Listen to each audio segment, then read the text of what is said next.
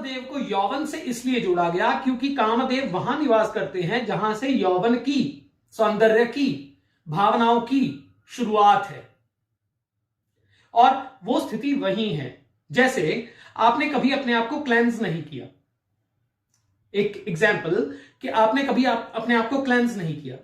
अगर आप अपने आप को क्लेंस नहीं कर रहे हो तो अपान वायु धीरे धीरे धीरे धीरे बढ़ती जाएगी। अब प्राण, अपान, व्यान, उदान, समान, इसके बारे में मैं क्यों ये बातें कर रहा हूं ये भी मैं आपको बताता हूं। प्राण क्या है?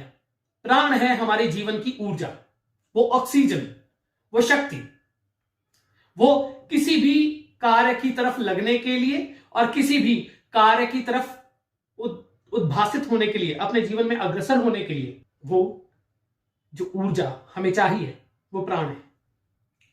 परंतु उससे नीचे एक और, मैंने जैसे कहा सुप्त, जागृत, स्वप्न, सुसुप्ति, सुप्त जो एनर्जी है वो अपान ने ढकी हुई है। वो धीरे धीरे अपान ढक लेता है।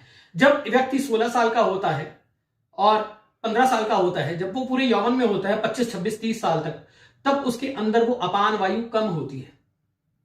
वो कुछ भी खा ले उसे पचता है। प्राण क्या है? प्राण वो अग्नि है जो सब कुछ अन्यत्र उसको स्वाहा कर दे।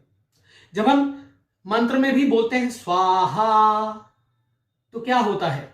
जब हम हा बोलते हैं नाभि पे चोट पड़ती है, ये होता है, और वो प्राण अब हमारे अंदर जागृत होता है।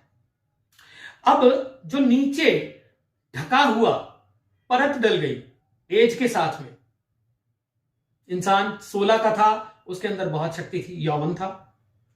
22 का हुआ, यौवन चरम पे आया। 30 पे आया तो यौवन डिकेइंग में आ गया। अब बॉडी डीजनरेट होनी शुरू हो गई। वो science of degeneration and generation, इसमें भी कामदेव का रहस्य है।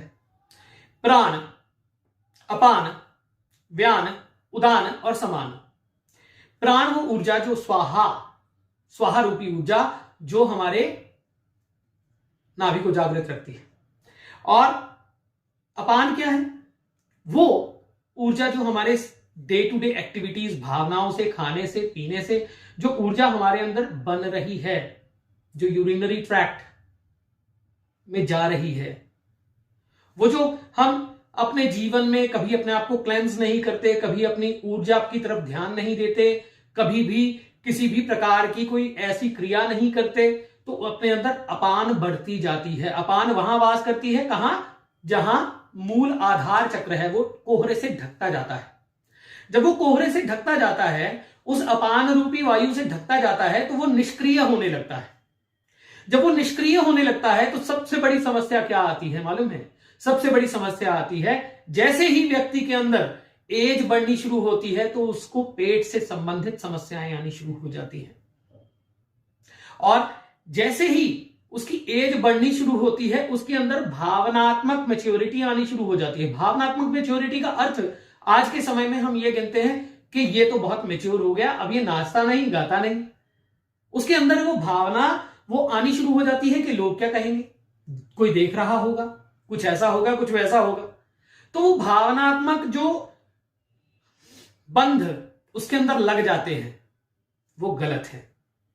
क्लीम वो ऊर्जा है जो पृथ्वी तत्व को जागृत करके अपान वायु को हिलाना शुरू करता है। और जब ई साउंड में आप ऊपर आते हैं तो वो सब अपान वायु निकलती हुई आपके जीवन में प्राण को आविर्भावित करती है, प्राण का अवतरण करती है। और वो ही प्राण जब आप अपनी, एक योगी जब मूलबंध लगाता है, सारा रहस्य तो उसी में है ना। एक योगी जब मूलबंध लगाता है और अपने गुदा मार्ग और जो यूरिनरी ट्रैक्ट है सारा, उसको ऊपर को खींचता है सांस बाहर निकालते हुए, तो वो क्या कर रहा है? वो उसी अपान को निकालकर प्राण को ऊपर खींच रहा है।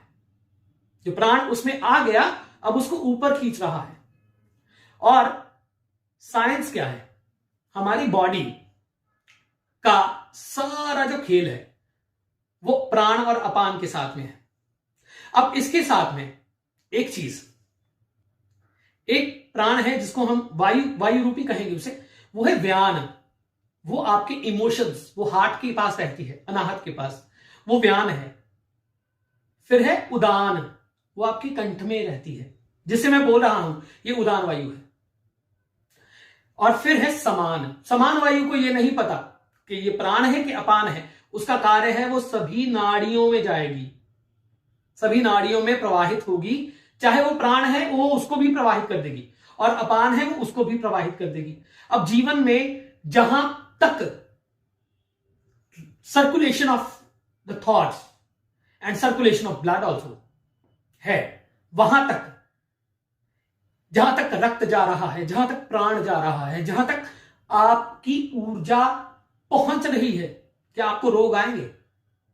क्या आप डीजनरेट होंगे?